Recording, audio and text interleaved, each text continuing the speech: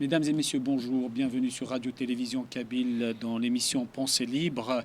Nous continuons donc en deuxième partie, c'est la deuxième partie du thème Iran-Kabylie, deux peuples face à l'arabo-islamisme.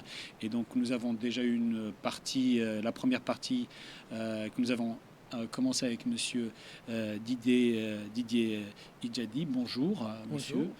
Donc vous êtes donc franco-iranien, sociologue et conférencier et opposant au régime des Mollahs. Et donc et pour la partie kabyle, nous avons Arsqi Azmenzel. Arsqi, bonjour. Bonjour. Bonjour Didier. Bonjour, cher ami.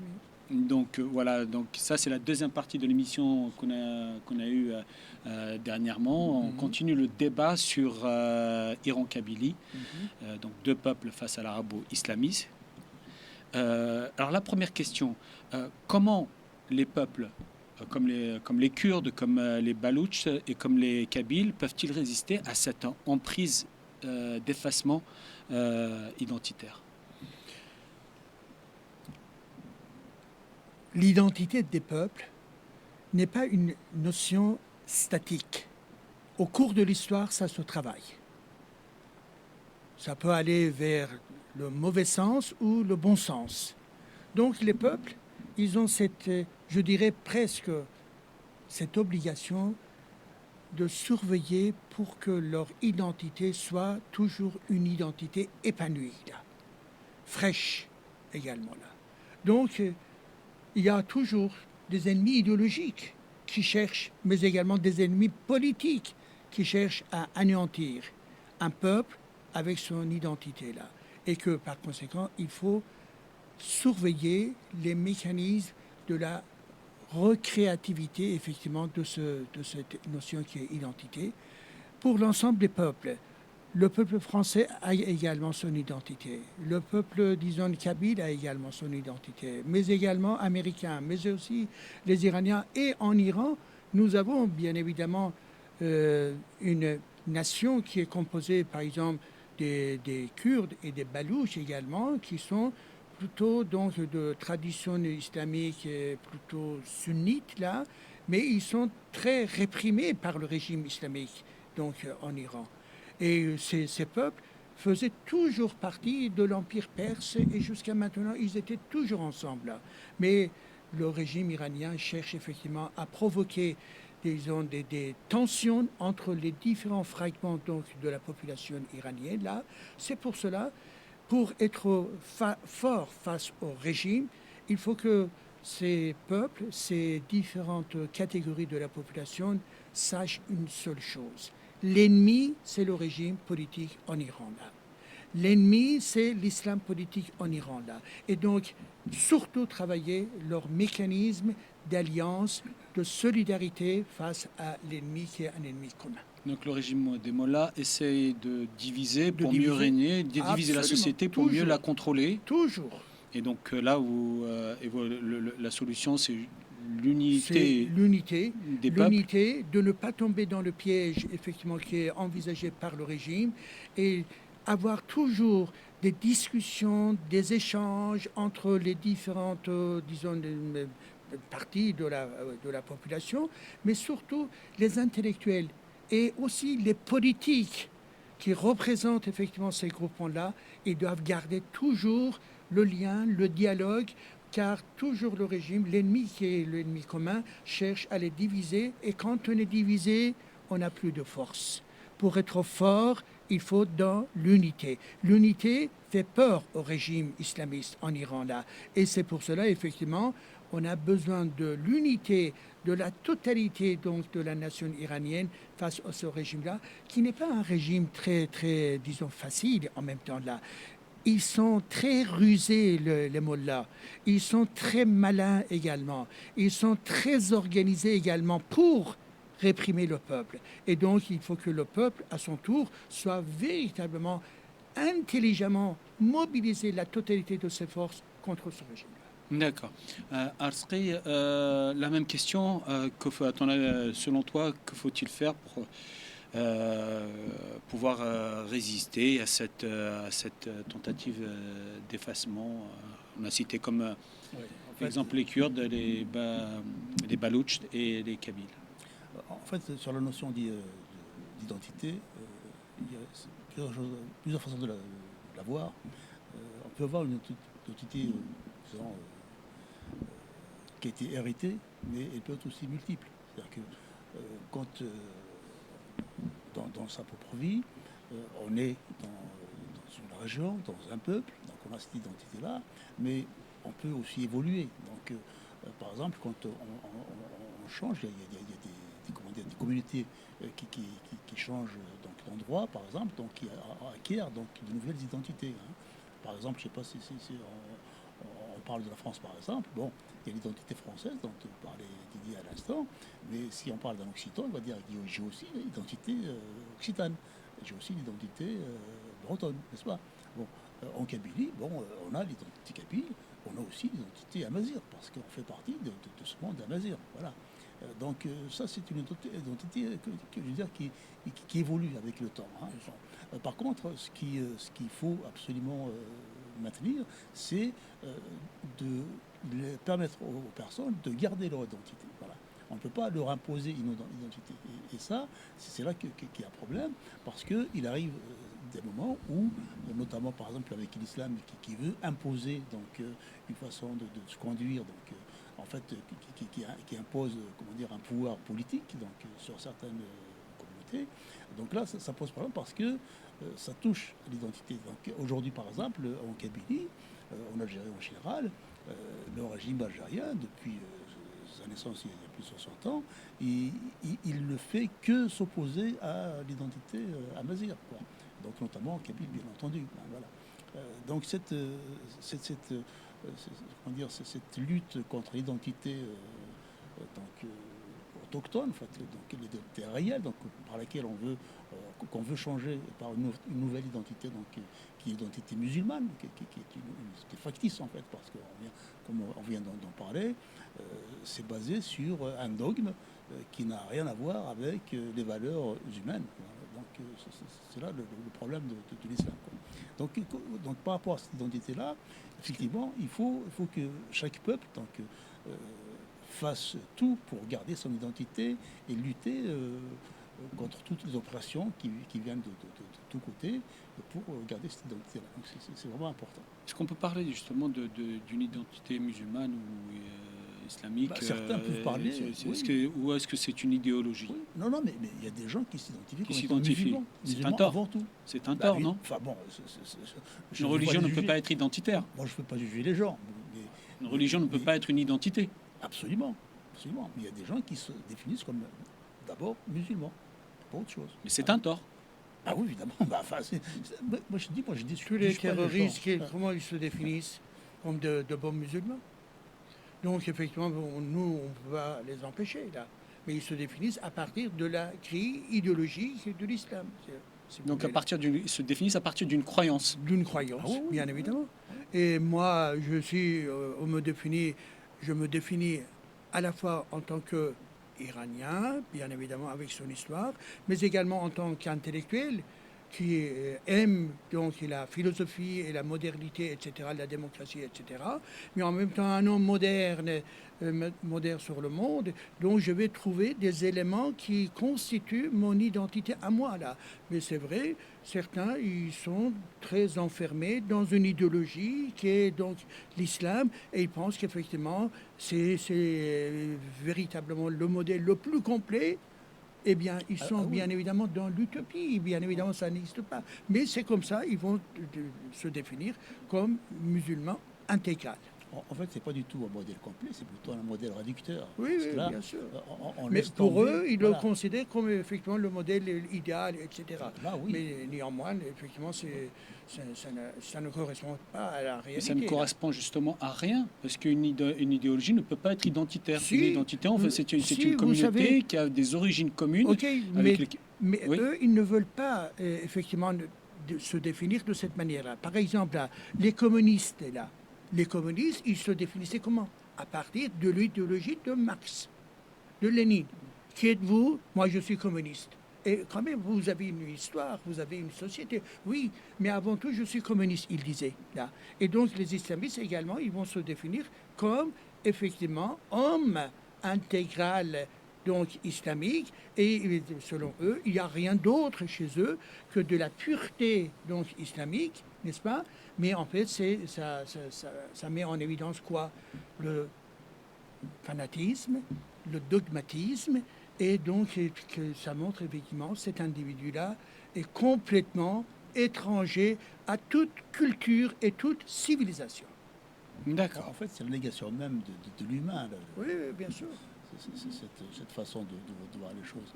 Et l'exemple emblématique, c'est la Chine, par exemple. La Chine de Mao, qui voulait que tout le monde ait la même pensée, tout le monde lise son livre, tout le monde s'habille de la même façon.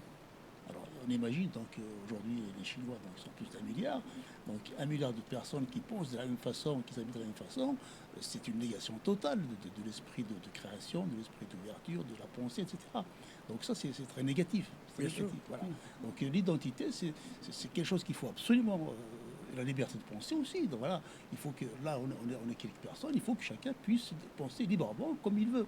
Et personne ne doit imposer sa façon de voir les choses à quelqu'un d'autre. Voilà. Ensuite, c'est la confrontation entre les idées qui fait que on va sortir les meilleures choses, on va garder les meilleures choses, etc. Ce qui fait que quand on parle d'identité d'un peuple, ben, le peuple il a une histoire. Surtout quand on parle de peuples comme le peuple perse ou le peuple kabyle, qui ont des histoires millénaires, c'est des millénaires d'expériences donc, qui sont là, de façon de voir les choses, de savoir-faire, etc., de pensée, de confrontation idéologique, etc., qui ont abouti à faire émerger des idées qui sont partagées par beaucoup de personnes et qui sont bénéfiques pour l'ensemble de la communauté. Voilà, c'est ça qui est le plus important. Juste un élément pour aller dans le même sens, si vous voulez là. Parfois, eh bien, je discute avec mes étudiants. Un certain nombre d'entre eux, ce sont des étudiants maghrébins. Nord-africains. Kabyle. Nord-africains. Non, pas forcément kabyle. Pas forcément kabyle. Non. Didier, vous avez vu un enfant qui s'appelle Massensen, voilà. C'était mon fils. D'accord. Non, je parle effectivement des étudiants, que je ne sais pas s'ils sont kabyles ou pas, Oui. mais par exemple des filles, j'étais témoin à plusieurs reprises dans un échange, elle était sans voile l'année précédente et maintenant elle passe à l'année supérieure, elle devient voilée. On pose la question, et pourquoi? Elle dit, c'est ma culture, c'est mon identité. Alors, donc, il y a un problème. L'identité, l'année précédente, tu n'avais pas d'identité, tu n'avais pas ta culture. Et comment ça se fait qu'effectivement, avec un mécanisme, disons, de voile, tu es en train, disons, de préparer une nouvelle renaissance, d'une certaine manière. C'est à la fois le fanatisme politique, ils sont conditionnés par un mécanisme, un environnement qui est politisé et communautariste, d'une part, et d'autre part, ces gens-là, peut-être que dans la vie de tous les jours, dans leur tradition, dans leur village, etc., certainement, ils sont dans une situation de richesse également. C'est-à-dire, à la fois, ça peut être la danse, la musique, etc., etc. Ils oublient tout et ils disent, moi, je suis né avec l'islam. Et donc, malheureusement, eh bien, ça, c'est très dangereux, c'est parce que ces gens-là, en fait, ils sont dans le nihilisme islamique et ça, c'est contre la raison et contre la modernité. D'accord, merci. Question à Arsqi, puis après c'est à M. Ijadi, ça s'adresse aussi à M. Ijadi. C'est, Arsqi, quel rôle joue la diaspora, notamment kabyle, comme iranienne, dans la lutte contre le régime islamique? Parlons de la diaspora. Oui. Enfin, la diaspora, disons, dispose de certaines facilités, évidemment, qui sont plus disponibles dans nos pays respectifs. Bon, en Algérie, aujourd'hui, la liberté d'expression, c'est quelque chose qui n'existe plus. Voilà. On a vu, récemment, surtout depuis l'arrivée du président actuel, donc des emprisonnements de masse. Donc, on estime à plus de 10 000 personnes qui sont passées par la case prison depuis l'arrivée de ce nouveau président. Et il y a des condamnés à mort donc ceux qui sont totalement innocents. Donc, là, la répression actuellement, il est à son paroxysme en Algérie. Et d'ailleurs, récemment, il y a une nouvelle note qui est apparue pour donc là, contrôler même les avocats, quoi. Donc là, la société civile est totalement mise sous silence. Les intellectuels aujourd'hui, personne n'ose dire un mot. Toutes les personnes qui ont été mises en prison pour délits d'opinion, donc à leur sortie de prison, ils deviennent totalement silencieux parce qu'ils sont sous la menace de retourner à nouveau en prison. Voilà. Donc aujourd'hui, sur l'Algérie, il y a une chape de plomb qui est vraiment sur tout le pays et surtout sur la Kabylie, parce que la Kabylie, c'est là où la revendication est la plus forte. Donc voilà. Donc, et la diaspora, heureusement, a les moyens de pouvoir encore s'exprimer. Et c'est pour ça qu'on est là aujourd'hui, justement. Et donc, la diaspora kabyle, donc, aussi bien en France, au Canada, aux USA, et un peu partout dans le monde, et elle s'organise pour, justement, dénoncer ce genre de choses. Et puis, donc, aboutir à la fin de ce régime. Et en ce qui concerne la Kabyle, c'est aboutir à une indépendance totale de la Kabylie. D'accord. Monsieur Idjadi, la même question à votre avis. Quel rôle joue la diaspora iranienne dans la lutte contre le régime des mollahs? Avant d'aborder juste la diaspora à l'étranger, Oui. permettez-moi de préciser une seule chose. Selon les statistiques, actuellement, dans les prisons iraniennes, il existe plus de 4000 prisonniers politiques. 4000 prisonniers politiques. C'est énorme. C'est énorme. Un. Deuxième chiffre, pendant la révolution Femmes, Vie, Liberté, selon encore des organisations, disons, de droits de l'homme, etc., pendant le déroulement à peu près, disons, 4 mois, 550 personnes ont été tuées dans les rues par le régime islamique. 550 personnes. Et une partie au-delà de ces 550, à peu près nous avons 70 personnes, l'œil a été crevé par le régime car il tirait directement dans l'œil pour abîmer le visage et puis la beauté du visage, pour voir quel est le niveau de la sauvagerie de ce régime. Il y a aussi des condamnations à mort. Bien évidemment. Des jeunes qui ont été exécutés tout par à fait. des exécutions. Bah oui. Là, c'est tout récent. Là. Il y a plus de 1000 personnes qui ont été exécutées. Et donc, à la fois, les gens qui ont été exécutés pour des raisons politiques, mais également pour des raisons, comme ça a été évoqué par le régime, religieuses. C'est-à-dire, ils étaient considérés comme des renégats par rapport à la religion islamique. Des kofards ? Évidemment, des renégats. Des renégats. Renégats et donc mécréants. Ça fait partie des condamnations prononcées par le tribunal islamique, si vous voulez, là. D'accord ? Et donc, il s'appuie sur le Coran. Pour la diaspora, ça, je l'ai dit, à peu près 8 millions d'Iraniens sont à l'étranger. Surtout aux États-Unis. En France, selon les chiffres, ils sont à peu près 25 000. Il y a beaucoup de gens qui sont partis là. Sur la totalité de ces Iraniens, allez, à peu près 10% des gens qui sont politiques, engagés, etc., etc. Donc l'opposition politique face à ce régime-là. À peu près, nous avons 7 courants de pensée dans l'opposition iranienne, comme des républicains, comme des monarchistes, comme ceci, cela, etc., qui est composée, donc la totalité de l'opposition, d'une à peu près 50aine de groupes et organisations et partis politiques. D'accord ? Alors, ces gens-là, bien évidemment, ils sont très divisés, ça c'est sûr et certain, mais quand même, il y a une vitalité également là. C'est-à-dire beaucoup de sites, beaucoup de journaux, beaucoup de livres, etc., et également beaucoup de télé également. Nous avons à peu près, disons, les télés de l'opposition iranienne, à peu près, il y a minimum une 60aine de télé iranienne est là, qui sont dans l'opposition du régime. D'accord, qui sont diffusés Par satellite. donc qui sont reçus En Iran. En Iran, d'accord. En Iran ok. par la population. Et donc, effectivement, si vous voulez, la diaspora divisée, oui, mais en même temps très active.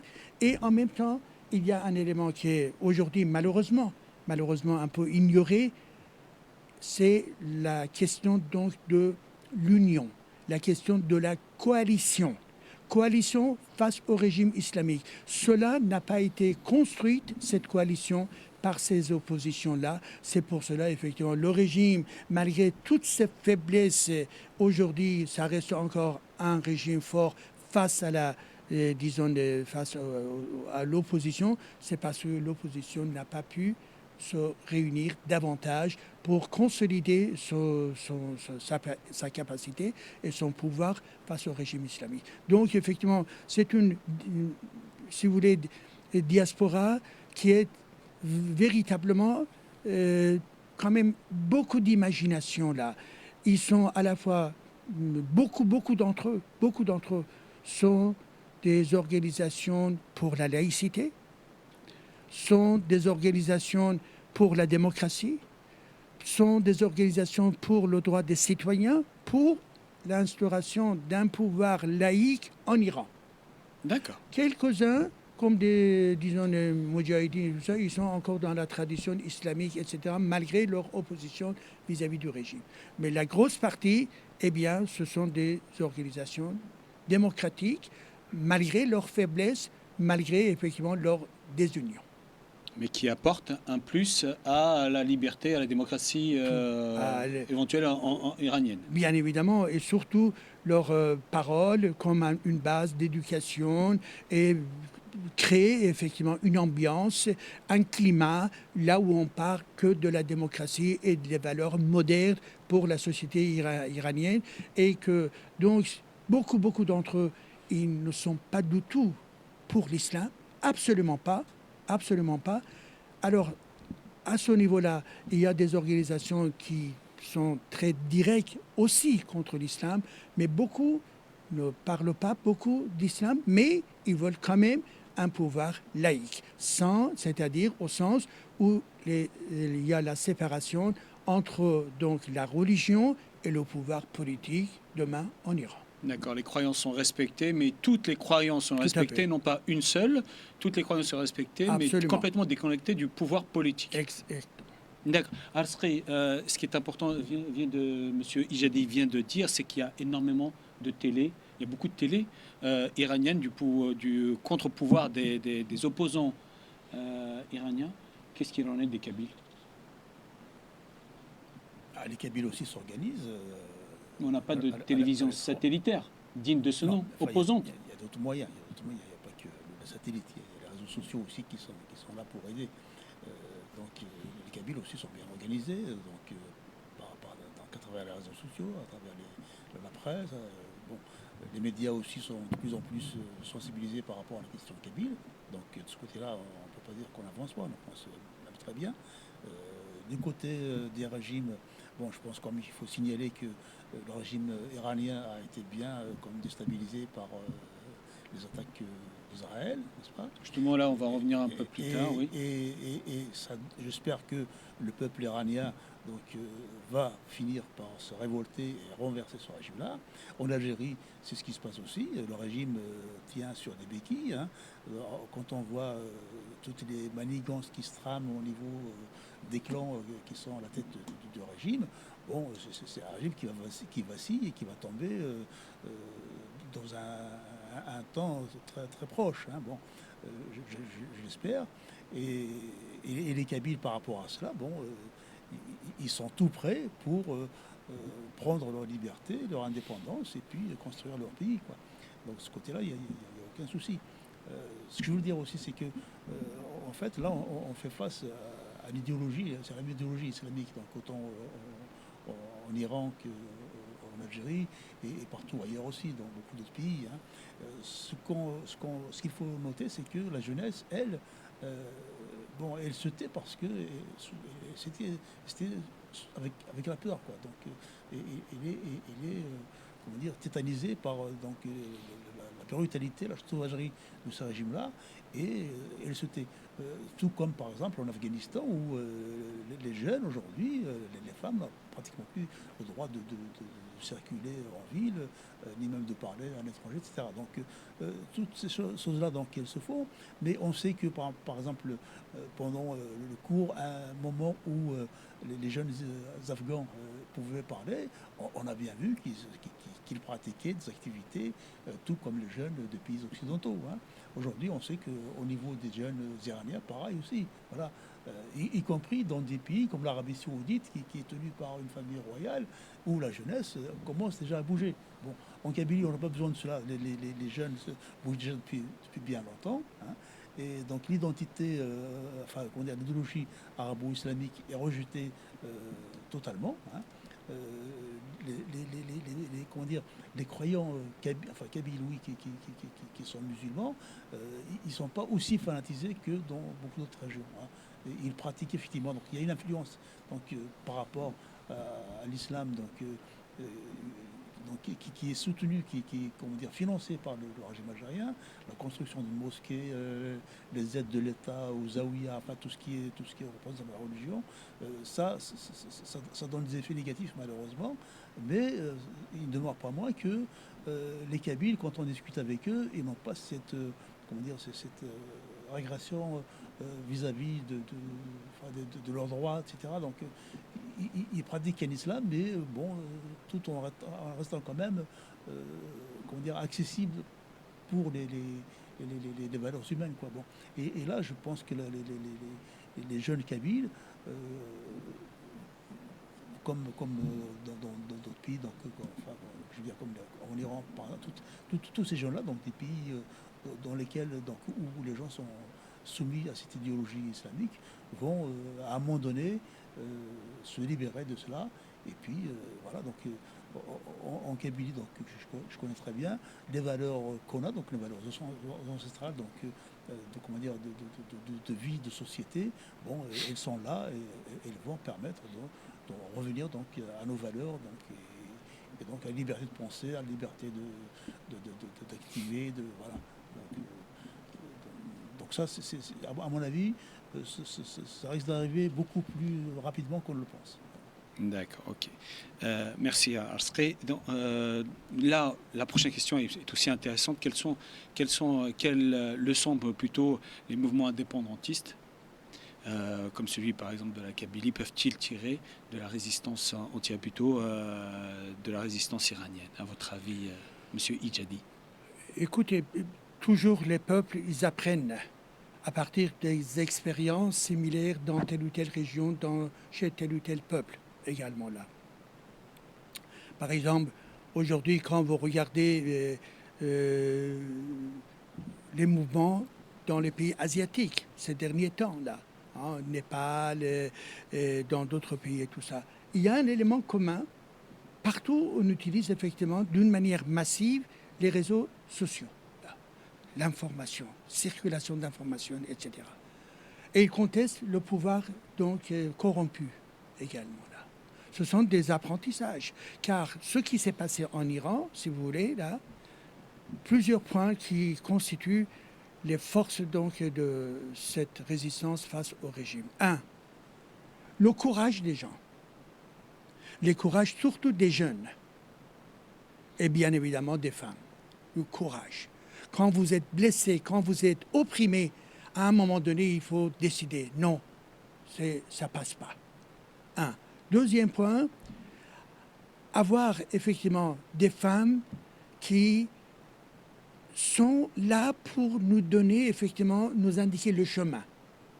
Car quand en Iran, les femmes, les filles ont commencé à jeter leur voile dans le feu, et elles ont commencé à danser sur la place publique, là, avec de la musique. Ça veut dire quoi?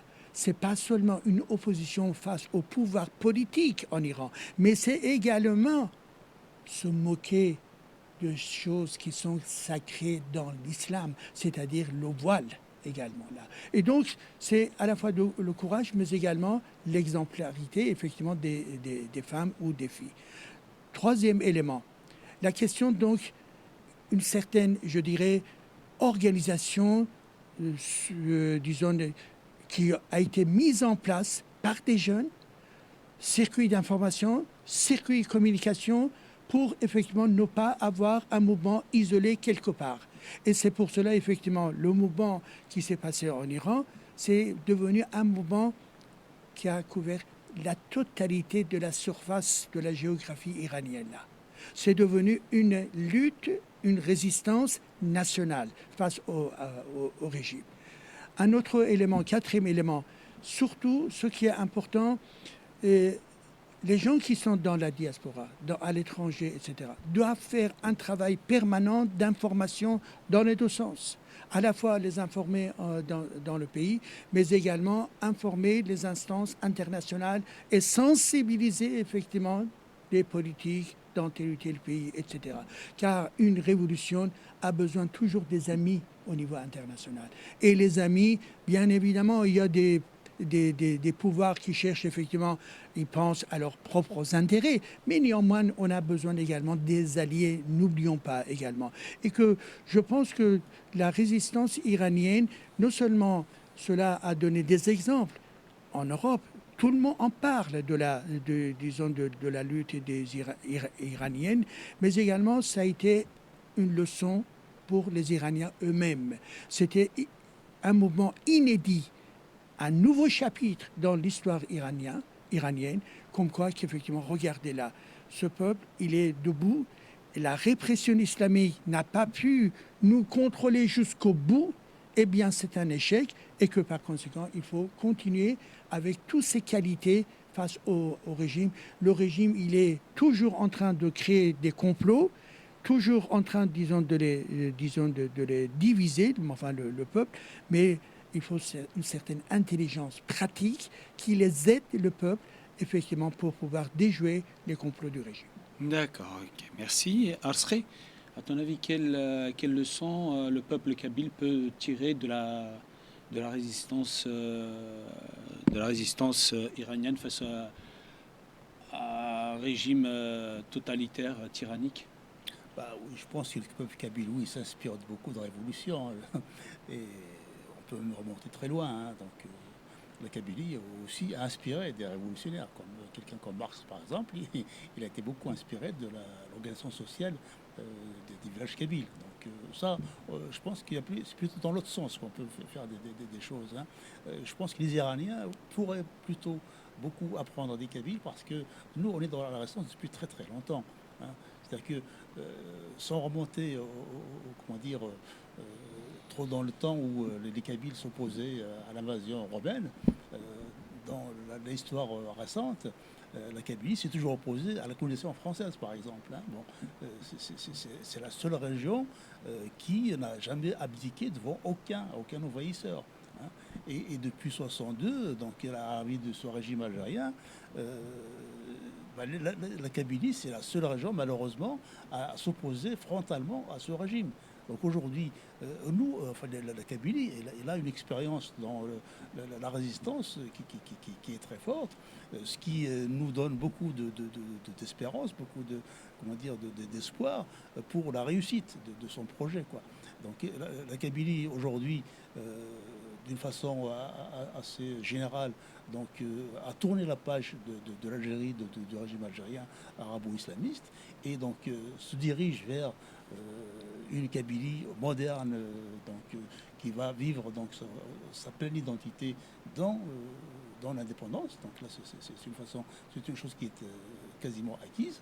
C'est juste une question de temps, quoi. À quel moment cela va arriver. Voilà.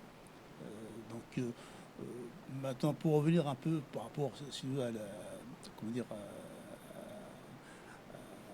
à l'Iran, effectivement, quand il s'agit de combattre une identité, les islamistes se mettent d'accord. Donc si on prend, tout à l'heure on parlait de chiites et de sunnites, il faut se rappeler qu'il y a eu une guerre entre l'Iran et l'Irak, qui a duré 8 ans, donc dans les années 80, donc entre deux peuples musulmans, mais bon, chacun, donc l'un est sunnite, l'autre est chiite. Bon, par rapport pour ce qui se passe en Kabylie, c'est un peu différent parce que là, on lutte en même temps contre les chiites et contre les sunnites. Parce qu'il faut savoir que l'Iran, le régime des mollahs, a beaucoup aidé le régime algérien, notamment pendant la décennie noire. Et il a beaucoup aussi aidé à islamiser, donc à construire des mosquées, etc. Donc c'est des millions de dollars comme qui sont arrivés de l'Iran vers les islamistes algériens. Et malgré cela, ça n'a pas permis aux islamistes de s'imposer. Voilà. Donc de ce côté-là, donc je pense que la Kabylie, elle a une forte expérience là-dedans. Et tout l'espoir est permis donc de la réussite de son combat. D'accord. Alors, la prochaine question, donc, elle est aussi extrêmement importante et intéressante. C'est, pensez-vous qu'une alliance entre les peuples opprimés par l'arabo-islamisme, tels que les Iraniens, tels que les Kabyles, tels que les Kurdes, est-il possible et souhaitable? C'est souhaitable, oui, mais est-il Est-ce qu'elle est possible? C'est difficile à le dire. Parce que là, on est dans un moment mondial où tout est globalisé, même les pouvoirs tyranniques cèdent entre eux. Alors pourquoi Oui, pas les résistants? mais l'alliance, ça se construit. C'est un acte politique, c'est un processus. Et ça se construit par des politiques, par les représentants politiques d'un peuple également. Là.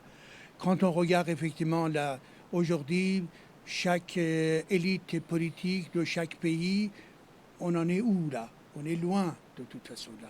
Mais ce qu'il faut, car l'alliance, quand on dit l'alliance, c'est un acte politique et organisationnel sur la base d'une certaine charte également là. C'est pas seulement oui on vous aime, c'est bien, bravo, continuez, machin, et des choses comme ça. Non, ça se construit. C'est pour cela, à mon avis, ce qui est important, c'est que les peuples qui sont en train de souffrir, la souffrance des peuples, doivent pouvoir les aider à partager leur expérience, à avoir des gens qui discutent entre eux. Par exemple, là à l'instant, là, c'est intéressant.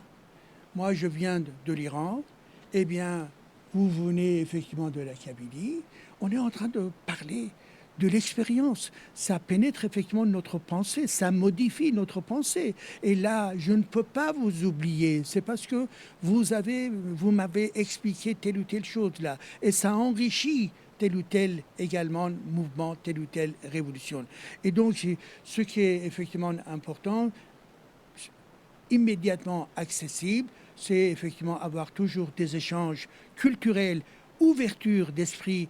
Car regardez par exemple, au Moyen-Orient, là, les intellectuels iraniens ne connaissent pas les intellectuels irakiens qui sont dans la proximité, syriens, disons égyptiens, etc. Pas du tout, pas du tout. On s'ignore totalement là. Peut-être que la problématique n'est pas pareille, bien évidemment, c'est une chose. Mais néanmoins, il faut avoir cette démarche de dialogue là. Et le dialogue, ça permet éventuellement d'imaginer d'autres projets pour le futur. D'accord. Arsqi, qu'est-ce que tu penses, Olegchi? Qu'est-ce que, à ton avis, est-il possible ou souhaitable qu'il y ait Je une pense annonce, qu'il est important une alliance? qu'il y ait déjà des échanges d'idées, donc de vues. Déjà, c'est déjà essentiel qu'on dise bon, nous on rejette cette idéologie donc mortifère islamiste. Donc ça on n'en veut pas. Donc ça c'est important que la jeunesse, parce que c'est important, parce qu'il y a des jeunes aujourd'hui qui vont à l'école dans le cadre en Kabylie notamment par exemple, qui subissent un enseignement qui est totalement destructeur, quoi. Bon, on détruit avec cet enseignement-là leur identité, leur langue, etc. Donc il faut absolument se diriger comment dire, s'exprimer vis-à-vis de ces jeunes-là pour leur dire qu'attention, vous avez une identité. Là en ce moment, on vit dans un moment spécial, donc c'est pas la vie qu'on souhaite, hein. Donc ce régime-là, aujourd'hui, il vous impose des choses, mais la vérité est autre. Voilà. Donc ça, c'est important de le dire. Et puis par rapport maintenant aux diasporas, effectivement, de rencontrer des Iraniens, des Kurdes, des Catalans, des Écossais, etc., échanger avec eux, c'est une chose d'expérience déjà, quelquefois une chose de moyens de communication aussi. Donc c'est de l'entraide, et tout cela, ça ne peut faire que faire avancer nos combats respectifs. Donc ça, c'est absolument positif. D'accord, merci. Permettez-moi, pour aller dans ce sens-là, Oui. un seul élément. On vient de parler donc de l'islam.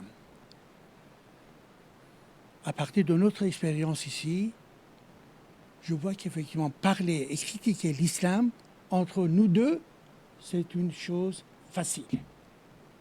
Mais si on va élargir le champ, est-ce qu'on va trouver facilement des intellectuels irakiens, syriens, égyptiens, tunisiens pour parler d'un point de vue critique de l'islam ou pas? C'est pas sûr. Et j'espère que cette culture de critique se développe davantage.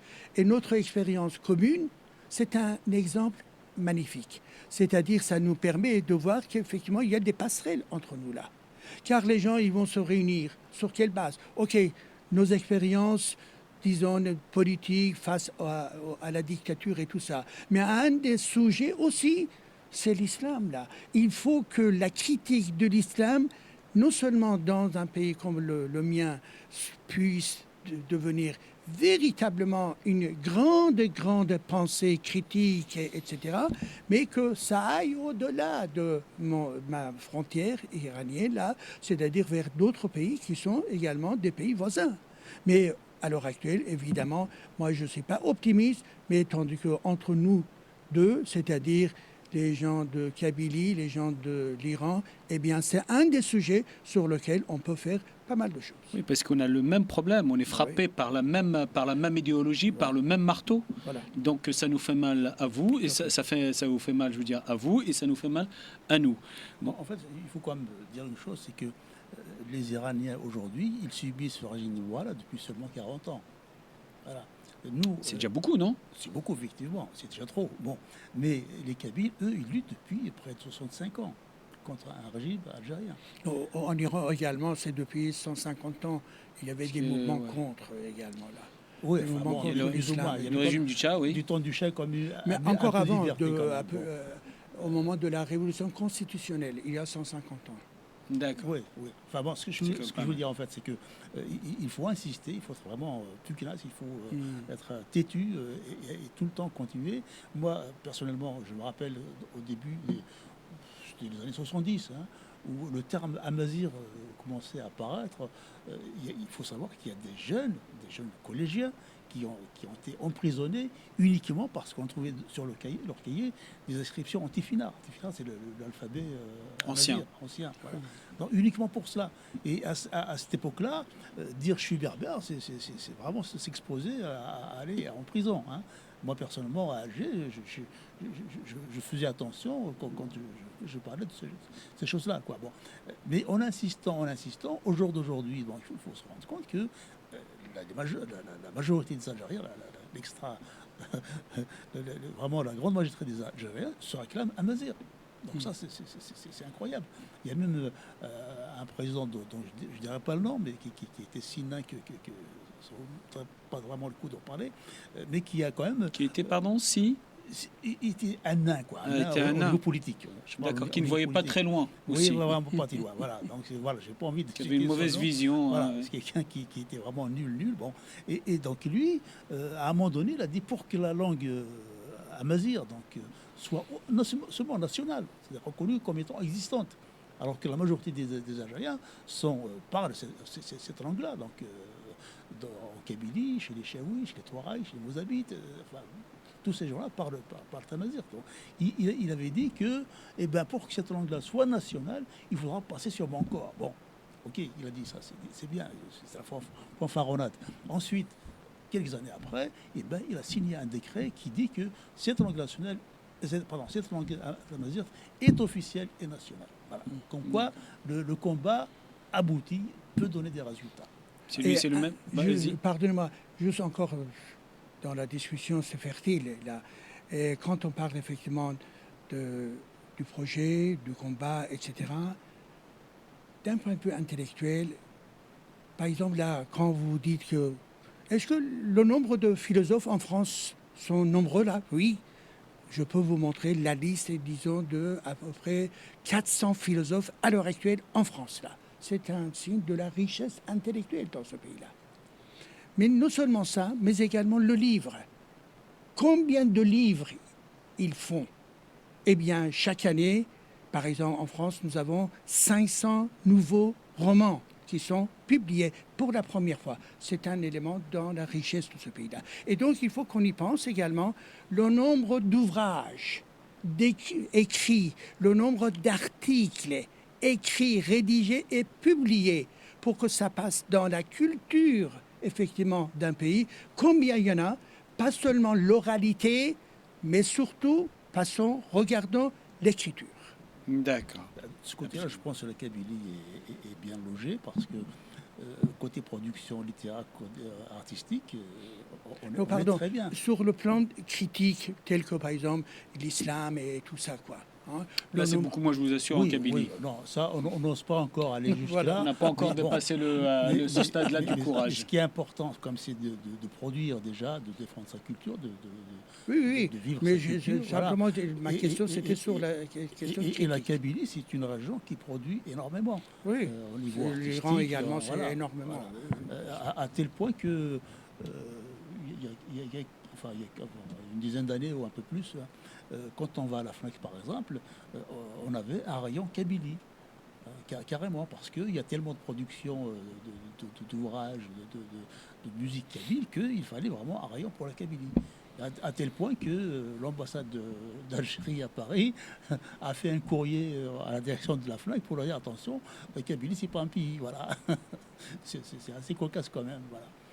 Donc au jour d'aujourd'hui, on sait que la Kabylie, donc de ce côté-là, se développe très bien, donc sa culture est vivace, c'est jeune, il y a tout le temps de nouveaux artistes, de nouveaux écrivains qui viennent, et ça montre que cette langue-là, en fait, si elle est arrivée aujourd'hui à vivre, donc ça veut dire qu'en général, à être encore parlée dans ces régions-là, depuis 7000 ans, alors que beaucoup d'autres langues, comme le grec ancien, comme l'arabe aussi classique, qui est une langue morte, sont des langues qui ont disparu, qui sont appelées à disparaître. Ben, nous, on peut dire que du côté tout au moins de la Kabylie, eh ben, cette identité-là, cette langue-là, cette culture-là sont vivaces et se défendent très bien. Et ça ne peut qu'aboutir à leur émancipation de toute... il faut qu'on développe, bien évidemment, je suis d'accord. Voilà. Mais surtout, il faut développer la culture critique. Oui, vis-à-vis du pouvoir, vis-à-vis de l'islam, vis-à-vis de l'idéologie fanatique et criminelle islamique là. Et à ce niveau-là, il faut produire. Il faut que le texte soit disponible. Il faut que les programmes télévisés soient disponibles là. Et qu'il y ait un chapitre particulier dans le domaine effectivement de la culture en général. Et quand il y a une certaine médiocrité à ce niveau-là, pensez-vous que c'est du courage qui manque? Ou c'est autre chose? Ou c'est l'intellect qui manque? Certainement. Peut-être que les gens... Les deux, bah oui, absolument. D'accord, ok. Oui, en parlant tout à l'heure, tu parlais de nain. Oui, je disais qu'il avait une mauvaise vision. Bien sûr, c'est celui qui nous a insultés en disant de loin, je vois des des lions et de près, je vois des petits criquets. Donc finalement, c'est lui qui a fini comme un petit criquet et qu'il parte dans la poubelle de l'histoire. Donc, la prochaine question, à votre avis, que faut-il faire pour que le régime des mollahs tombe? Quelle est votre vision à ce niveau-là? C'est une question vraiment à la fois la vôtre, mais également toute la question du peuple iranien, c'est la même question. Oui. Comment faire pour faire tomber ce régime-là? Ce régime-là, quand il est arrivé au pouvoir, les Iraniens ils disaient « Allez, ça va durer 1 mois, ça va tomber là ». Mais cela a duré jusqu'à... Aujourd'hui, c'est des 47 ans. Ça fait beaucoup quand même. Ça fait beaucoup, là. Donc, effectivement, ils sont au pouvoir, ils créent leur propre système de défense, d'autodéfense, de répression, et que par conséquent, ça devient de plus en plus sophistiqué également. Là. C'est vrai que le régime iranien actuellement, il est très isolé au niveau international. Il y a la Russie qui est dans le soutien beaucoup plus actif, mais également la Chine. Auparavant, il y avait également le régime criminel d'Assad également. Bon, c'est tombé là. Et donc, le reste du monde, effectivement, n'aime pas ce régime barbare en Iran là. Mais en même temps, ce régime-là, qu'est-ce qu'il fait? Utilise sa capacité de nuisance et renforce cette capacité de nuisance à l'échelle internationale. Le terrorisme, prise d'otages, sabotage, etc., etc. Mais également fabriquer sa bombe atomique islamique et chiite également. Là. C'est ça qui a été effectivement son désir toujours. Et donc, ce régime-là, comment faire? D'un point de vue sociologique, c'est évidemment le levier fort, puissant, c'est d'abord la lutte du peuple. L'organisation en Iran actuellement, c'est très difficile, l'organisation. Tout regroupement, que ce soit associatif et tout, immédiatement détruit par le régime. Là. Donc il n'y a que des gens individuels qui sont là, mais également en partie sont en prison là. Et donc effectivement, c'est dans un contexte où c'est très difficile de s'unir sur le plan organisationnel, y compris, par exemple, il y a des syndicats, beaucoup de syndicats qui ne sont pas reconnus comme légaux, les syndicats. Et que par conséquent, ces syndicats-là, également, c'est essentiellement dans une approche économique, syndicale et tout ça. Ça ne touche pas toujours le domaine politique si vous voulez, là. Et que par conséquent, aujourd'hui, à mon avis, ce qui est important, surtout que le peuple iranien garde son courage et se développe davantage et garde l'esprit de révolte qui a été effectivement né il y a quelques années, que ça continue. Deuxième élément, eh bien, l'élite politique n'est pas dans une situation de puissance là, malheureusement là, et que donc par conséquent, une opposition qui est en miettes ou qui est divisée n'arrive pas à se... Une opposition à l'intérieur du pays ou à l'extérieur? À l'extérieur, pour aider, en fait, là. Eh bien, ça, c'est un élément de faiblesse également, là. Et donc, il faut que ces politiques-là puissent avoir l'intelligence et qu'ils ne restent pas dans leur dogmatisme, dans leur idéologie. Moi, je suis le meilleur, j'étais le premier, les autres sont des nuls, etc., etc. Ce qui est malheureusement, c'est très, très nuisible pour une opposition politique moderne également là. Donc, cette opposition-là qui doit faire quelque chose. Mais néanmoins, si vous voulez, je finis avec cela. Il y a quelque temps, donc, il y avait l'attaque israélienne contre les installations du régime en Iran. Là. La guerre qui a été déclenchée à la fois avec des Américains contre le site nucléaire, mais également les sites militaires et d'espionnage du régime. Ils n'ont pas envoyé des bombes sur la population, non, pas du tout là. Même si le régime a essayé, disons, de donner des messages complètement erronés. Mais néanmoins, cela a provoqué beaucoup de malaise pour le régime. On part d'un certain effondrement interne du régime, c'est-à-dire des conflictualités à l'intérieur du régime a été augmentée d'une manière considérable. Des différents mécanismes de pouvoir interne ont été effectivement dans un mécanisme, disons, d'éloignement et d'ignorance. Alors c'est pour cela, mais néanmoins, ce mécanisme externe, quand ça intervient, ça crée une situation, mais il ne faut pas compter uniquement sur l'aide internationale. Le peuple, à mon avis, c'est le moteur fondamental du changement. Mais quand il y a une opportunité qui est créée par la conjoncture internationale, il faut la saisir également. Absolument. Alors, c'est à peu près la même question, hein, parce qu'on a une similitude entre le destin du peuple iranien et celui de la Kabylie, des Kabyles. À ton avis, que faut-il faire pour arracher l'indépendance de la Kabylie au jour d'aujourd'hui? La situation n'est pas tout à fait la même qu'en Iran, hein, parce que en Iran, comme le régime est assez solide, des mots-là, parce qu'il se tiennent quand même bien par la religion. Tandis qu'en Algérie, comme il y a une sorte, comment dire, c'est plutôt des clans. Hein. Il y a plusieurs clans et ça, ça a toujours existé, mais plus ou moins. Mais dernièrement, ça s'est beaucoup. Enfin, les déchirures dans ces clans-là se sont apparus, et là de plus en plus. Donc il y a des divergences au niveau du régime, et on espère que ce régime-là va tomber de lui-même. Mais ce régime-là, ça fait quand même plus de 60 ans qu'il tient. Oui, il tient, mais il a été souvent déstabilisé.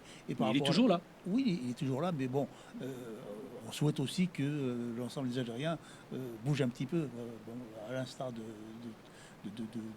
pays musulmans, comme on vient de le dire, donc, par rapport à l'Iran. Hein. Récemment aussi, il y a quelques mouvements quand même qui se font au Maroc. On a vu qu'en Tunisie, maintenant c'est calmé, bon, mais il a fallu comme à un moment donné, il y a bien eu des gens qui ont bougé, quoi. Bon, on espère qu'en Algérie, cette chape de plomb qu'on a instaurée depuis maintenant ces 15-5 dernières années, qui a été bien renforcée, bon, elle va exploser.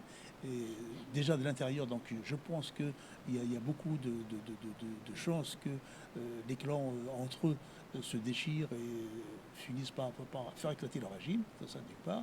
D'autre part, il y a aussi la détermination des Kabyles, hein, donc, qui continuent, donc, qui persistent dans leurs revendications et qui vont automatiquement aboutir à un moment donné au bon résultat, quoi. C'est-à-dire à l'indépendance de la Kabylie. Voilà. D'accord, ok.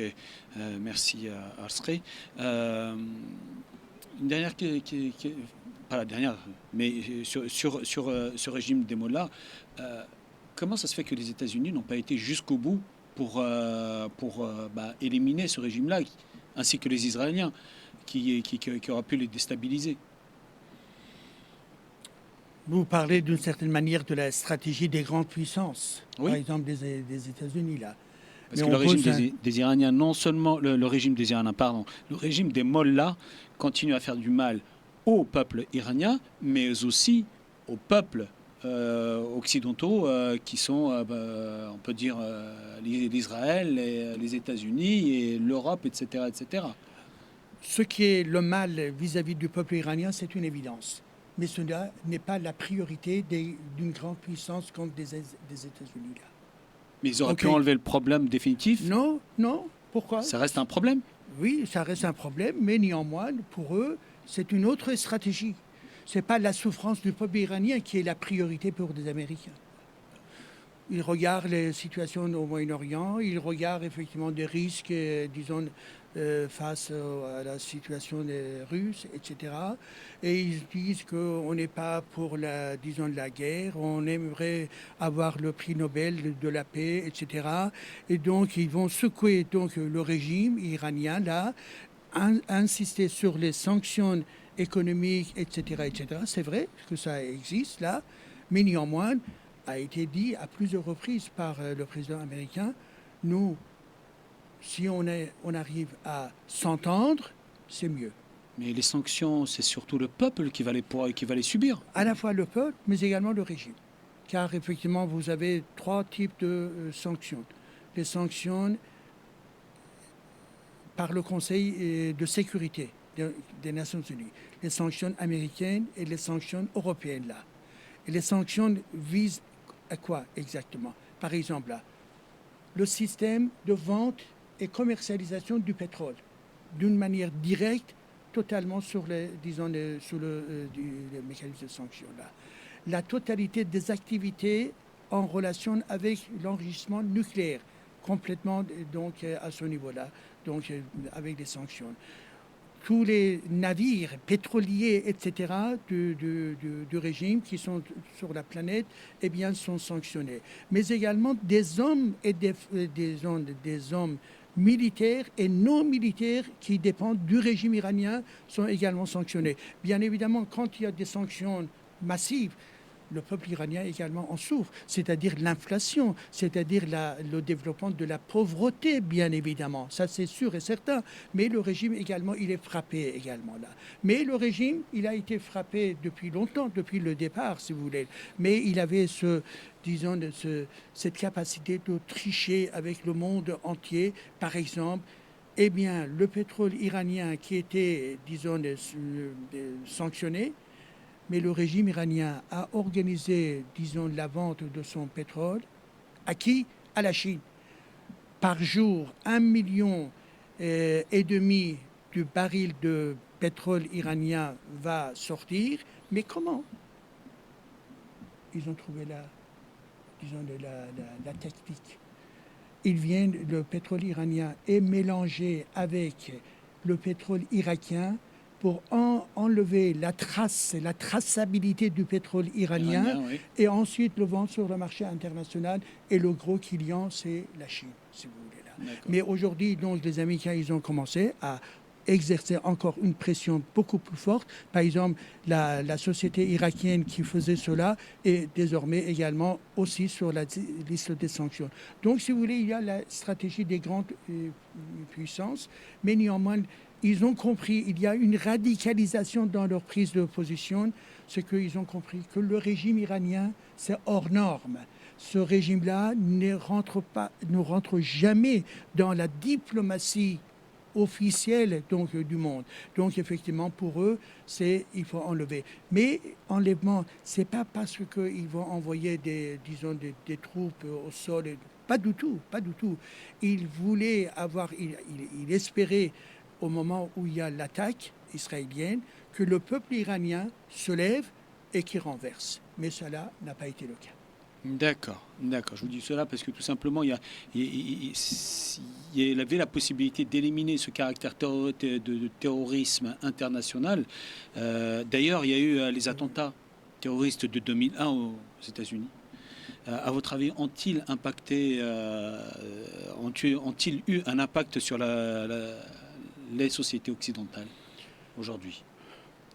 Juste un point par rapport à ce que j'ai évoqué.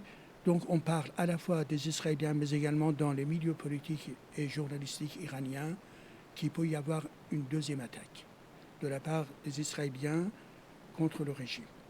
Et il y a également une liste qui a été décidée. Et dans la liste également, il y a Khamenei également qui fait partie donc de la liste. Là. Et vous parlez de cette attaque-là prochainement ou prochainement. Ça a été dit mais après annulé? Prochainement. C'est-à-dire après la première attaque, eh bien, il y a une deuxième attaque qui est... Pourquoi? C'est parce que le régime iranien ne veut pas céder sur la question nucléaire. C'est-à-dire, au niveau international, on attend la restitution de plus de 400 kilos d'uranium enrichi, possédé par le régime, caché quelque part, le régime ne veut pas. Deuxième point, le régime doit limiter l'enrichissement à 3,5, et tandis que l'enrichissement, c'est à 60% également là. Mais aussi, la portée donc, des missiles, du régime iranien va atteindre des objectifs tels que Israël, voire au-delà, eh bien, il demande effectivement que la portée de ces missiles-là soit complètement révisée. Jusqu'à maintenant, le régime iranien ne veut pas. D'accord. Donc il cherche à punir. Et pour la punition, et on parle également de tuer aussi Khamenei. D'accord. Et pardonnez-moi juste par rapport à votre question, 2001. En 2001, oui. 2001. Donc moi je pense que l'islamisme dans le monde, après la révolution islamiste en Iran, a été favorisé d'une manière très très significative. L'islamisme, terrorisme dans le monde là. Et depuis cette attaque, donc 2001, cela a mis en évidence à la fois la fragilité de la civilisation occidentale face à des mécanismes terroristes, si vous voulez là. Mais en même temps, cela a donné des exemples pour les terroristes, qu'on peut toujours porter des coups contre l'Occident également là. Et donc, pour eux, c'est une victoire essentielle, ce qu'ils ont fait en 2001, mais néanmoins, peut-être que pas avec ce niveau, disons, de puissance, mais il est toujours possible à ce qu'il y ait des attaques terroristes en Europe et sur le territoire français, bien évidemment. D'accord. Arsré, qu'est-ce que tu penses justement sur les attentats de 2001? Terrorisme, le propre du terrorisme, c'est que ça intervient n'importe où, n'importe quand. C'est ça le problème. C'est pas la même chose avec une armée régulière qui avertit son ennemi comme quoi il lui déclare la guerre, etc. Donc ça c'est différent. Donc le terrorisme est toujours dangereux. Voilà. Maintenant, les personnes qui revenaient ce genre de terrorisme, il faut les éliminer tout simplement.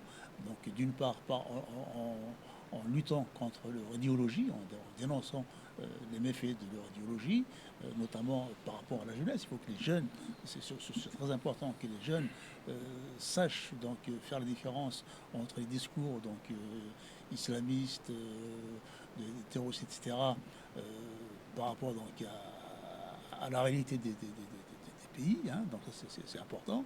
Et ensuite, donc c'est pas malheureusement une garantie qu'il n'y aura jamais d'attentats terroristes. Il y en aura toujours, malheureusement. Ça a changé. Bon, en Europe, avant les terrorismes islamistes, il y avait d'autres terroristes. Donc, les Brigades Rouges, l'Action Directe, ce genre de groupes terroristes, ils ont existé en France avant l'islamisme. Donc, voilà. Donc, par rapport à l'islamisme, enfin, par rapport au terrorisme, malheureusement, il n'y a rien qui peut nous prémunir de ce genre de choses. Par contre, ce qu'il faut souligner, c'est certaines, comment dire, soumission des démocraties, parce que les démocraties sont faibles quand même. Malheureusement, ils ont beaucoup de points faibles. Et c'est par là que les pays autoritaires, les dictatures, essaient de manipuler ces pays-là. Bon. Donc, on sait par exemple que beaucoup de pays européens sont tributaires des énergies qui viennent des pays islamiques, donc les pays du Moyen-Orient, l'Algérie par exemple, le Nigeria, pardon. Donc voilà, tous ces pays-là, donc ils sont un peu dépendants de l'énergie. Voilà.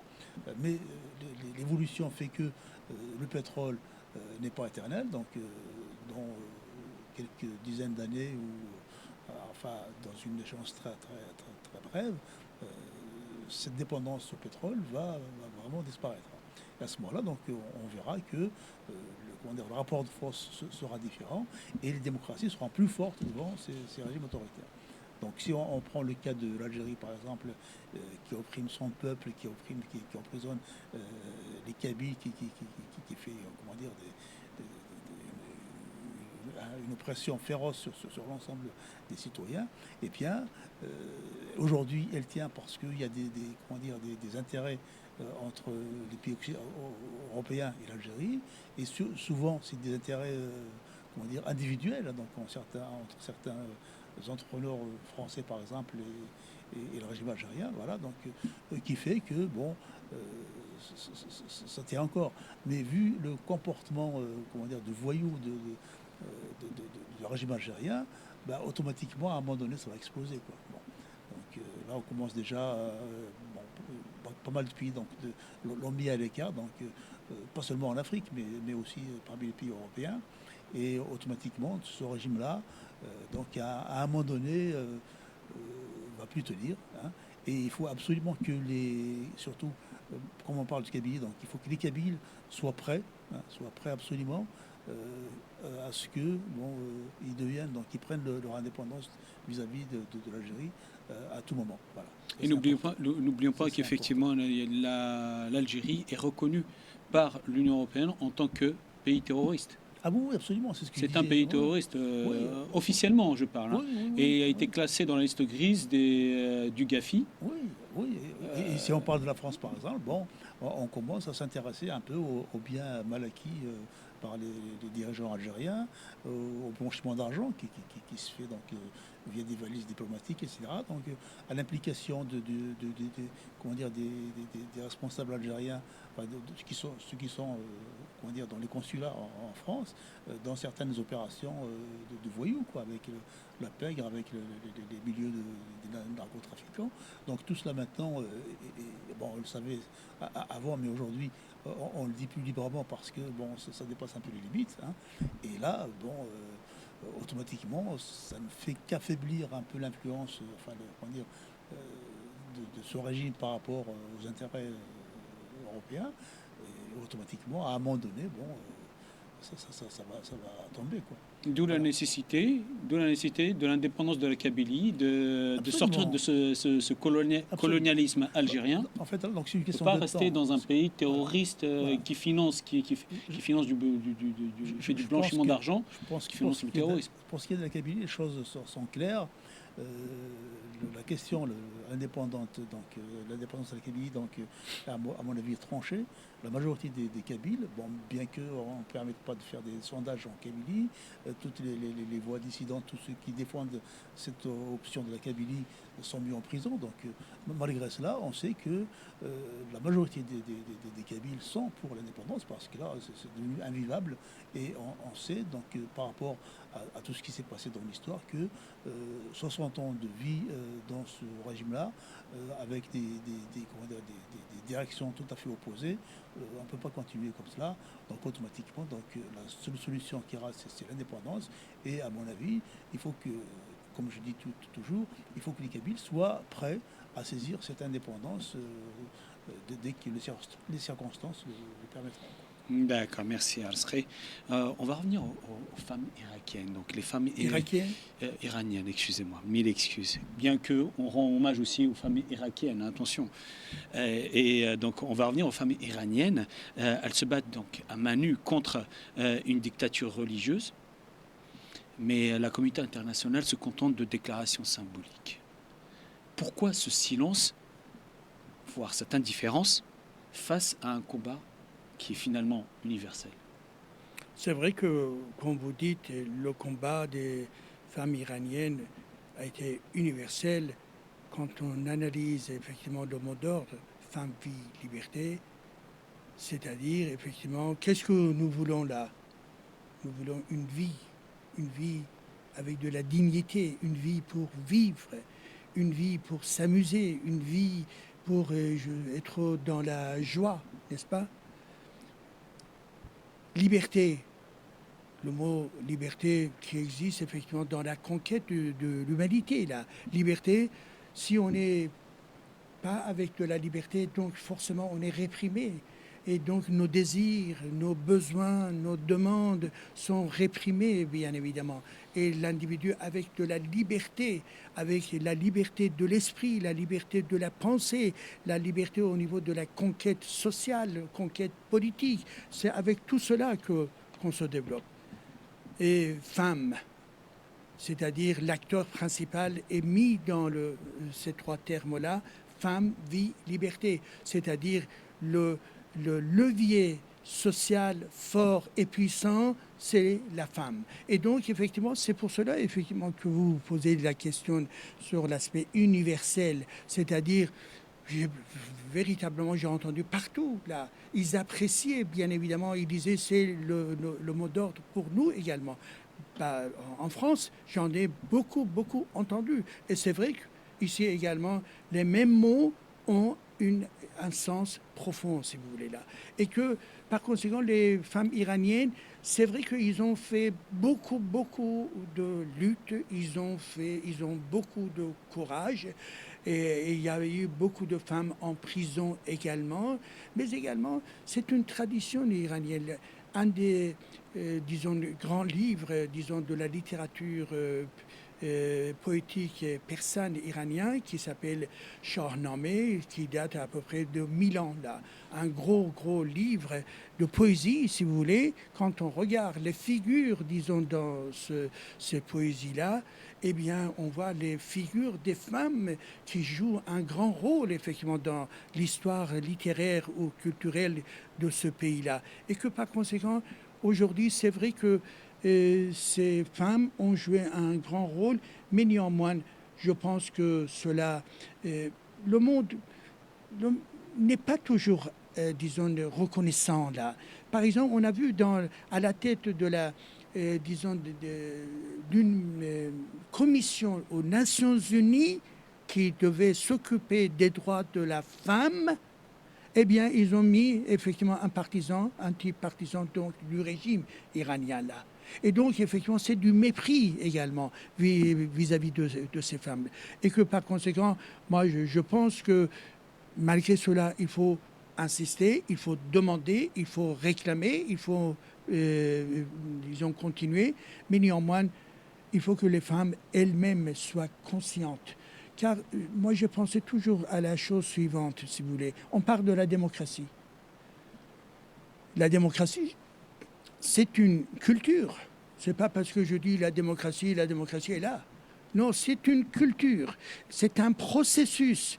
Ce n'est pas la peine, disons, de limiter notre débat à quelques intellectuels qui parlent de la démocratie. Est-ce que dans telle ou telle société, on est combien? On est 12 millions, on est 20 millions, on est 50 millions, on est 100 millions. Le nombre d'individus qui accordent de l'importance à la démocratie, c'est-à-dire le droit citoyen, c'est-à-dire le vote, c'est-à-dire effectivement la responsabilité donc des individus. Combien d'entre eux ils sont conscients et non pas moi en tant qu'intellectuel. Et que par conséquent, les femmes iraniennes ont appris beaucoup de choses là, mais néanmoins, comme la partie masculine donc, de la société, on a besoin encore à aller encore plus loin. Même si le monde entier n'est pas toujours favorable, eh bien, c'est leur tâche à elles, si vous voulez, là, donner cet exemple de courage, disons, aux Iraniens, mais également aux autres, si c'est possible. Mais également, ce qui est important, je finis avec cela, si vous voulez, les Iraniennes, elles sont très ouvertes et ne sont pas paralysées par un certain mécanisme, disons, trop national, très chauvin. Non, pas du tout. Elles regardent le monde entier. Les valeurs qu'on a ici en Occident, ce sont les leurs également là. C'est ça que j'aime bien effectivement dans cette population de féminine en Iran là. Et que par conséquent, ils veulent avoir une autre situation. Par exemple, pour vous donner un exemple là, 70% des familles, surtout des femmes, en Iran, sont contre l'enseignement religieux à l'école. 70%. C'est-à-dire, effectivement, il y a une prise de conscience là. Les femmes, elles sont effectivement libérées de ce dogme, effectivement, qui est la religion là. Et ils veulent éduquer leurs enfants selon la modernité et non pas selon le Coran, si vous voulez là. Et que ça, c'est la prise de conscience, c'est le rôle, mais également, il y a beaucoup de femmes artistes, beaucoup de femmes dans les films du cinéma, beaucoup de femmes dans la littérature, beaucoup de femmes, tout cela, ça s'ajoute à l'ensemble des femmes qui ont lutté dans la rue, qui ont perdu leur vie ou leur santé, mais néanmoins, c'est un grand, disons, groupe social qui joue un rôle important dans ce moment de l'histoire iranienne. Et je pense que un des ouvrages que j'ai écrits, parmi mes ouvrages, c'est en persan, concernant donc le mouvement Femmes, Vie, Liberté en Iran. Et je parle dans ce livre-là, qui est à peu près de 400 pages, je parle effectivement qu'on est, grâce aux femmes, on est au moment, disons, d'un nouveau chapitre de l'histoire iranienne là. Et c'est le moment de la rupture avec le passé, ce qui était de nature islamique ou machisme, etc. Car aujourd'hui, eh bien, la scène sociale désormais est jouée par les femmes. Absolument. On dit que derrière chaque grand homme, il y a une grande femme, mais à l'opposé, derrière chaque grande femme, il n'y a pas forcément un grand homme. Comme quoi, les femmes peuvent se faire seules, et c'est elles qui font les grands hommes, et c'est elles qui font l'humanité. Alors, en ce qui concerne les femmes kabyles, elles ont apporté énormément de choses à la culture kabyle et aussi à l'universel, au monde. Et il y a des grandes femmes qui ont sacrifié leur vie, qui sont données pour la culture kabyle. Et qu'est-ce que tu as à dire à ce niveau-là, au niveau de ce sacrifice, et voir peut-être, pour certaines d'entre elles, avoir eu l'espoir de voir un jour la Kabylie être indépendante. Je pense notamment à Fama Soumar et la famille Amrouche. Oui, absolument. Je pensais aussi aux mêmes personnes. Effectivement, donc, la femme kabyle, elle a toujours joué un rôle prépondérant dans l'histoire de la Kabylie. Hein. Oui. Évidemment, donc, si on remonte juste à l'invasion française, il y a eu donc une femme qui s'est distinguée, c'est Fatma Soumer, qui a lutté contre les militaires français. Donc il était à la tête de combattants kabyles, hein, donc qui a lutté quand même contre des généraux comme le général Randon, donc qui était quand même Maréchal Randon. au maréchal. Oui, oui, il était maréchal après. Oui, oui, Fatma Soumer, excuse-moi de t'interrompre. Oui. Fatma Soumer, on dit qu'elle est actuellement enterrée au cimetière d'El Alia à Alger. Et je me souviens, on a vu une déclaration de ce pantin ou un culte président soi-disant algérien qui a fait référence à Fatma Soumer, sachant que Fatma Soumer était elle-même contre le rattachement de la Kabylie à l'Algérie. Donc c'était elle s'est battue contre ce rattachement-là. Non, on ne peut pas dire des Non. choses comme ça. Non. Ça, C'est un peu plus compliqué. Ça raccourcit un peu trop vite fait. D'accord. Non. Fatma Soumer, elle a combattu pour l'indépendance de la Kabylie contre des étrangers qui viennent envahir le pays. Oui, tout simplement. Donc, c'est bien ce dont on parle. On parle des femmes. Effectivement. Donc, c'est ce qui veut dire que les Kabyles ne considèrent la femme lui donne une importance telle qu'elle peut être à la tête d'une armée de combattants. Donc ça, c'est important. Voilà. Donc ça, c'est l'exemple emblématique de la Kabylie, Fatma Soumer, d'ailleurs, qui était jeune, qui est morte à l'âge de 33 ans, elle est morte, oui. Dans les géoles françaises, oui. Elle est morte en prison, loin de la Kabylie. Hein, donc voilà. Et ensuite, évidemment, dans tout le combat, disons, pour sortir de l'Algérie du colonialisme, les femmes kabyles ont joué un rôle important pendant la guerre de libération, enfin qu'on appelle les guerres de libération. Il y avait effectivement beaucoup de femmes qui ont combattu les armes à la main, tout comme aujourd'hui on voit des femmes kurdes qui combattent les armes à la main. Donc ça a toujours existé. Au jour d'aujourd'hui, la femme kabyle est toujours là. Alors d'une part, elle est très importante, sa place est très importante dans la société kabyle parce que c'est la femme qui transmet en fait la langue aux enfants. Bon, c'est surtout la femme qui préserve la langue et c'est important. Donc le travail des femmes pour ce qui est donc la sauvegarde de la langue, etc. Donc ça c'est important. En termes de production, la femme kabyle aussi c'est beaucoup distingué. Si on pense effectivement à Taoussa Bouche, hein, qui a été quand même une grande dame, qui a produit donc des œuvres littéraires, des œuvres aussi artistiques dans le chant lyrique, hein, et des chants qui étaient reconnus par des sommités intellectuelles de l'époque, telles que Aimé Césaire, telles que Senghor, telles que enfin beaucoup d'autres personnes, je ne vais pas tout citer, Katy Blessing aussi, et il a rendu un hommage vibrant à Taoussa Bouche. Voilà, donc la femme kabyle a tout le temps joué un rôle important dans la société kabyle. Et au jour d'aujourd'hui, son rôle est encore plus important parce qu'il s'agit de lutter contre une idéologie qui rentre dans les maisons à travers la télévision, à travers les médias publics. Hein, et la femme kabyle est là, effectivement, pour veiller à ce que les enfants soient le moins impactés par ce genre de fusion. Voilà. Donc son rôle est vraiment important dans la société kabyle. Oui, d'ailleurs nous rendons hommage à Nanou Arar, sa fille Kamira Natsid. Oui, Kamira, donc il est en prison, enfin il n'est plus en prison, mais malheureusement il a plus le droit à la parole. Myriam Kounas qui est en prison, oui, on lui rend hommage. Wafia aussi, enfin toutes les personnes qui sont en prison. Effectivement, donc nous, on ne le dit pas tout le temps, mais on passe souvent à elle.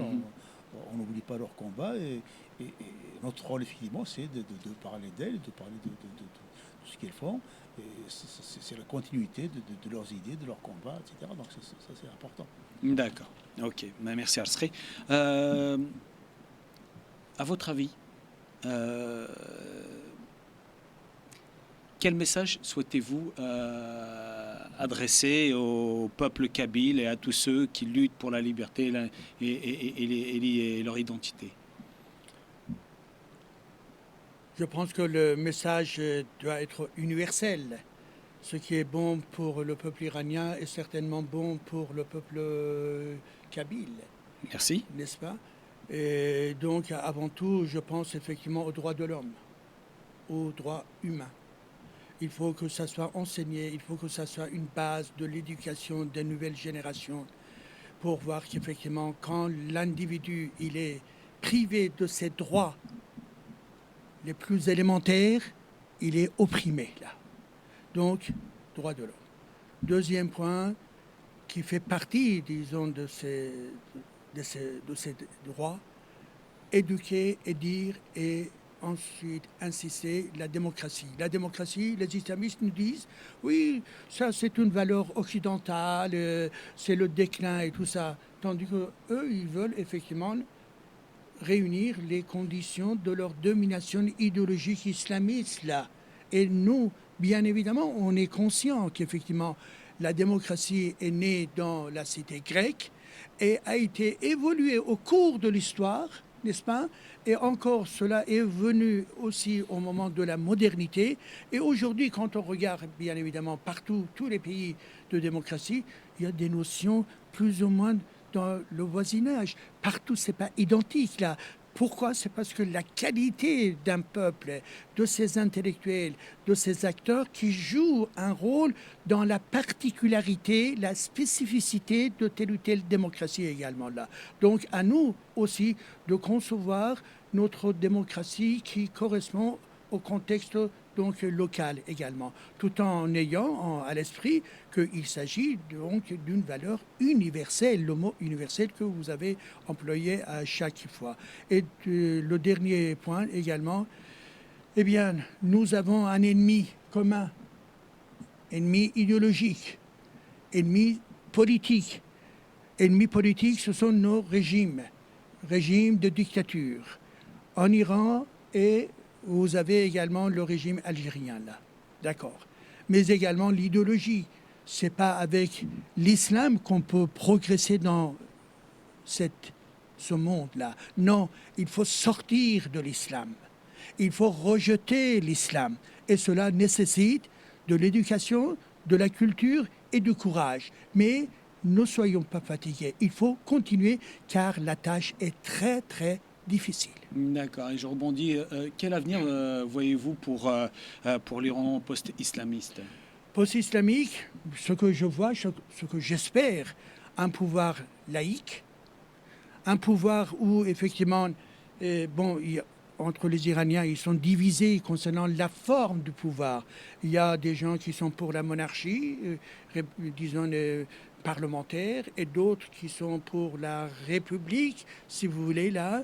Mais ce qui est important, ce n'est pas la forme, c'est le contenu, ce qui est important. C'est-à-dire un modèle tel que le modèle belge, le modèle anglais, ils sont dans la démocratie, malgré la forme qui est la monarchie. Car la démocratie, c'est quoi? C'est le pouvoir du peuple, si vous voulez là. Et la France également, et chez les Allemands également, c'est de la démocratie, mais c'est de la République là. Et maintenant, qui définit cela? C'est le vote des citoyens.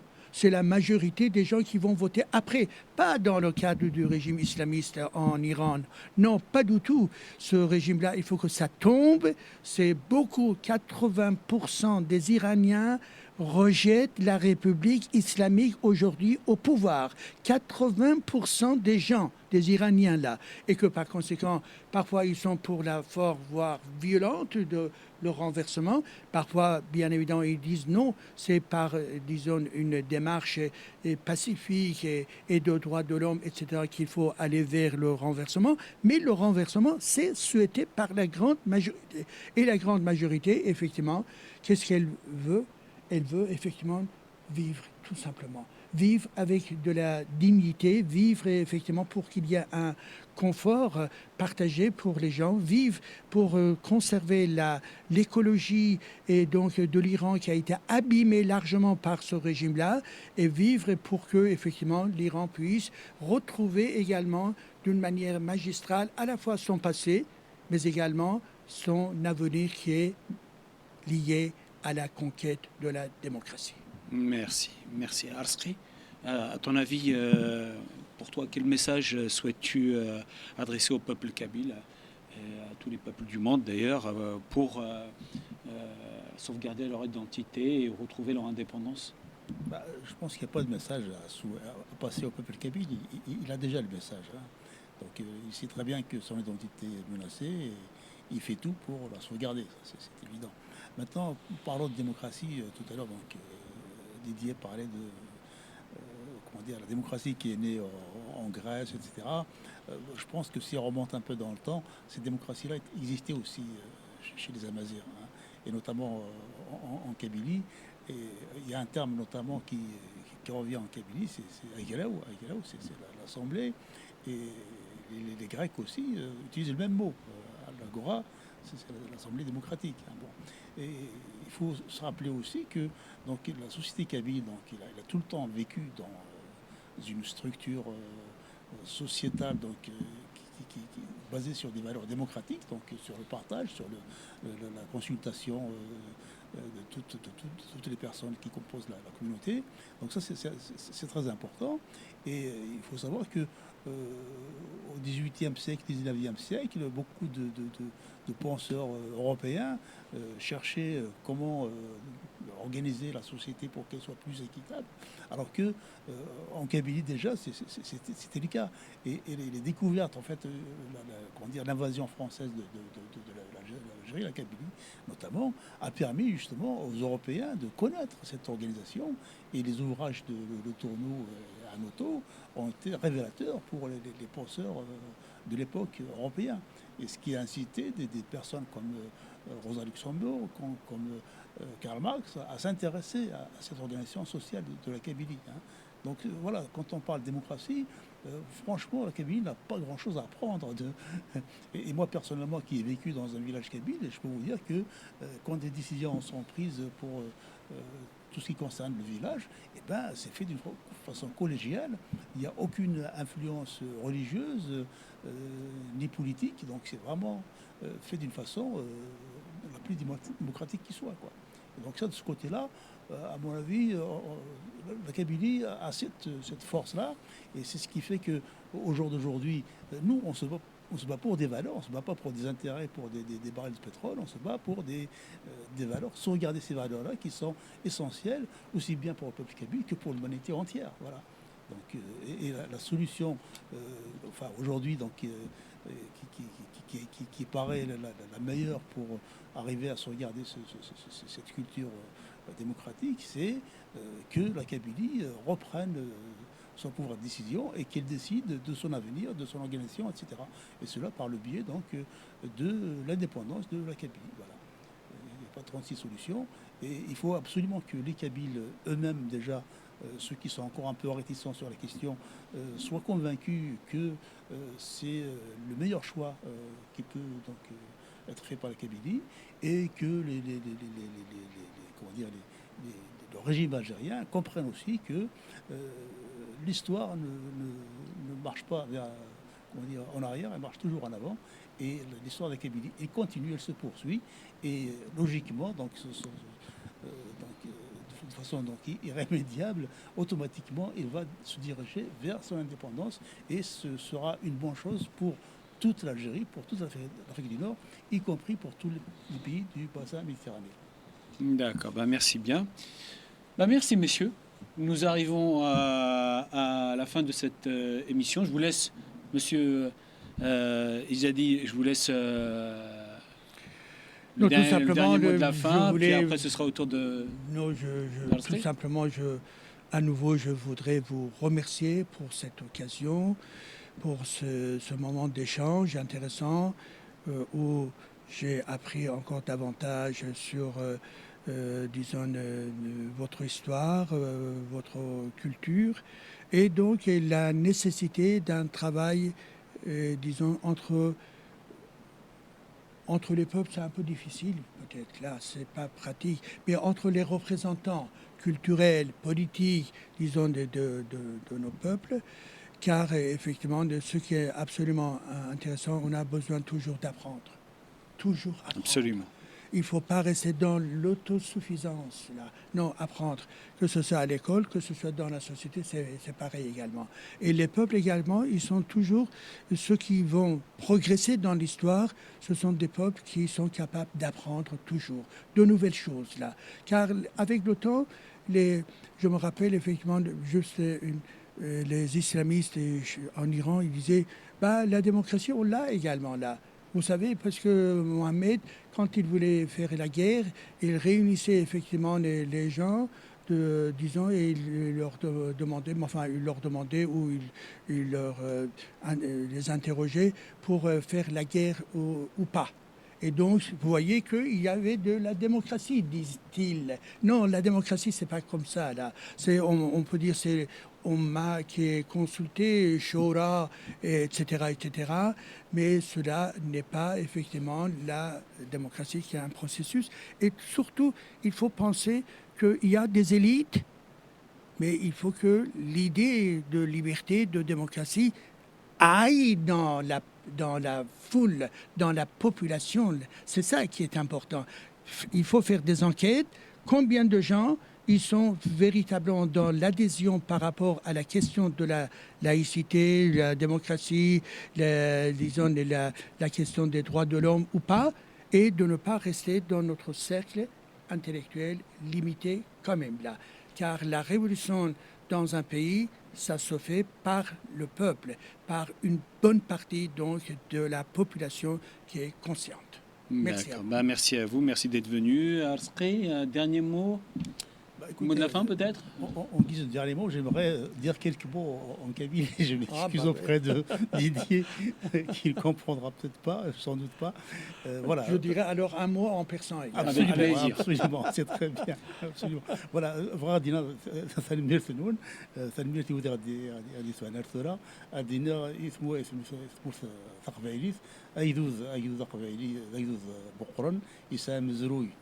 ذا مقرار ذا وصفان إلى قد يجوا السيرم كارزدت إلى قد يبان أفهمن ذاكن يسوي دنبون كوني تيمونا تمور تقبالي ذين كان يكسفوغن إيه إلى المفكافوس ذفوس إوا كان نسوي سيسواجيني فوالا ذاك دينا ثمورنا إقباليين تحضر ثمان نوان وكذي لان نضطر مازال نتقن فلاس أربع فرنسي سي الحبس ذاك نادينا ثاني ثمونا كنت.